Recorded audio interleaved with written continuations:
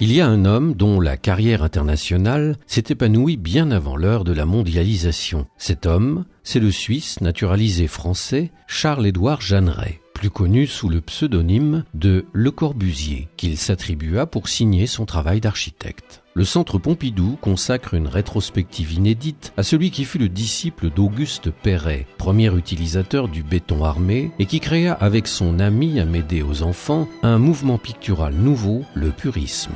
Designer salué, architecte admiré, urbaniste terrifiant, Le Corbusier demeure un artiste plasticien méconnu alors qu'il y accorde une importance majeure. En effet, pendant près de 40 ans, chaque matin, Charles-Édouard Jeanneret peint dans l'intimité de son atelier et produit une œuvre dessinée, peint et sculptée d'une grande richesse.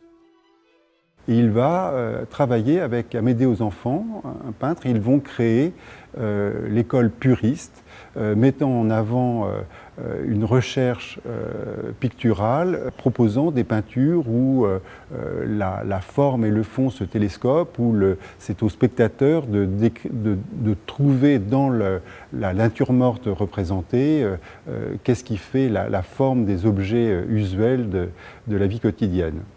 En 1920, il va créer avec toujours Amédée aux enfants la revue L'Esprit Nouveau.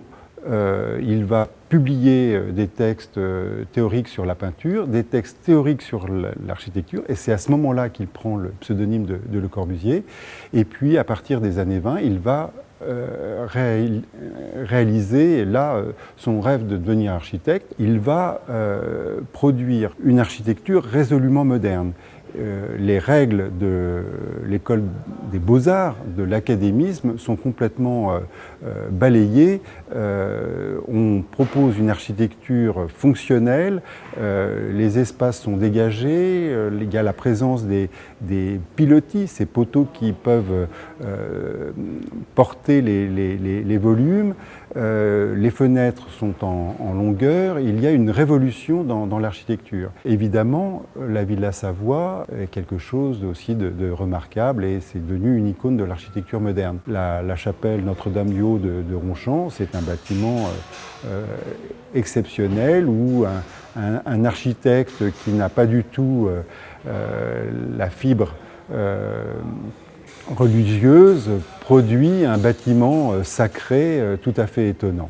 Artiste touche-à-tout, Le Corbusier peint de nombreuses études sur le corps dont il s'inspire pour créer un instrument de travail en architecture qu'il baptise Modulor, mélange des termes module et nombre d'or. Auparavant, comme il ne pratiquait pas l'architecture avec les règles académiques que sont la symétrie ou les proportions des différents corps de bâtiments, il avait eu recours au tracé régulateur. Ce sont des diagonales qui lui permettaient de composer les façades et de jouer sur l'harmonie entre les parties pleines et les parties vitrées.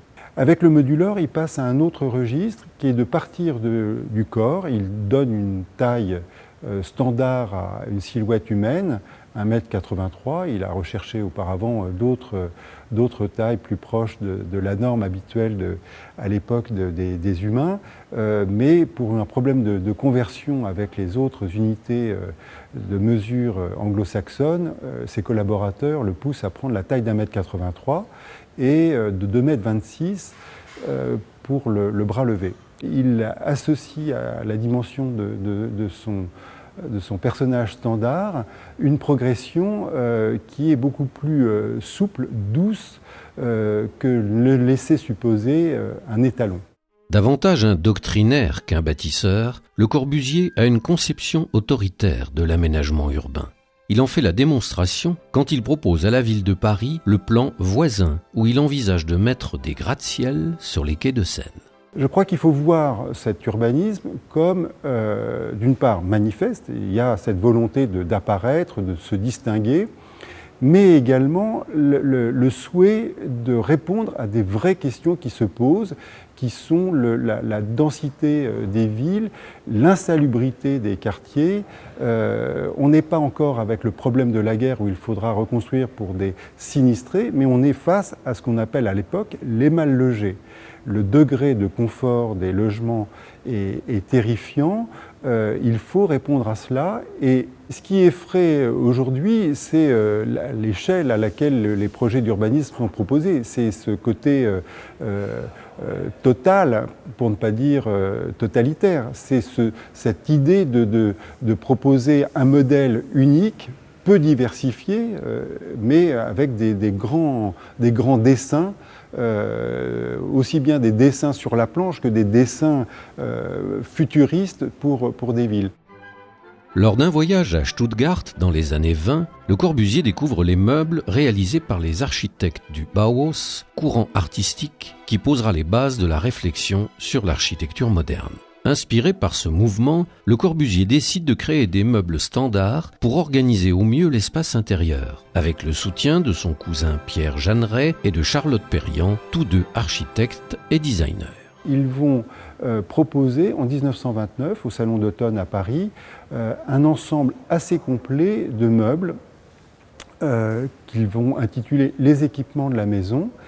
Et pour meubler cet intérieur, ils vont dessiner des meubles en tube métallique, mais avec une recherche de bonne adaptation pour le corps et surtout que ces meubles permettent le mouvement. Et donc on aura une chaise longue qui pourra s'incliner différemment suivant ce que souhaitera la personne. Les fauteuils pivoteront sur eux-mêmes, les tables pourront se régler en hauteur, et puis même les fauteuils célèbres aujourd'hui qui s'appellent le Grand Confort. On présente des prototypes avec une assise inclinée, et puis finalement, pour la production, l'assise sera redressée, elle sera bien horizontale. Mais il y a, au-delà de l'icône de design, il y a ce souci d'un grand confort, d'une bonne adaptation du corps à son usage de meubles, que ce soit pour s'asseoir ou pour travailler. Subissant de nombreux échecs, Le Corbusier s'accommode de régimes politiques les plus extrêmes pour voir naître son œuvre, quitte à passer pour un opportuniste. C'est ainsi qu'il se tourne tour à tour vers l'Union soviétique, le gouvernement mussolinien et le régime de Vichy. On voit bien que Le Corbusier attend des commandes de pouvoir politique et souvent de pouvoir politique fort. C'est pour ça qu'il va aussi essayer d'obtenir des commandes ou un poste de la part du gouvernement de Vichy après l'armistice de 1940.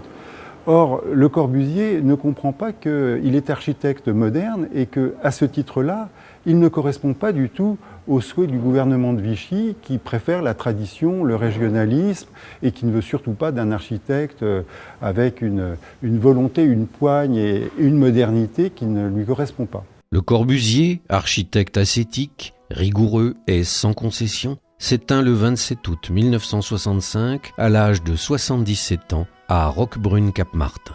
Il laisse derrière lui une œuvre éclectique dont le succès alimente encore et toujours les polémiques.